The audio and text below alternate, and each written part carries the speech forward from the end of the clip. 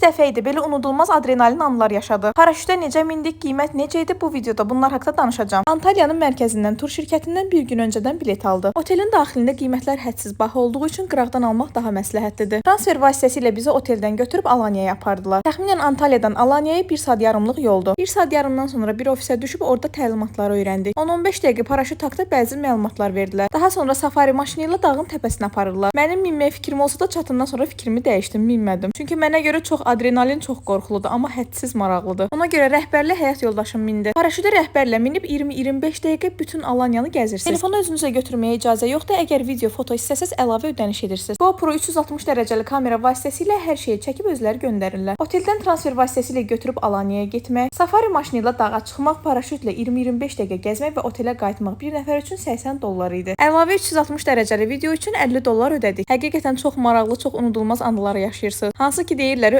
ölmədən öncə bəzi adrenalinləri yaşamalısınız. Bax bu adrenalin məhz odur. Amma təbii ki buna böyük cəsarət lazımdır. Mən qorxduğum üçün minmədim. Siz Antalyaya nə vaxt gəlsəz mütləq şəkildə buna minərsiniz.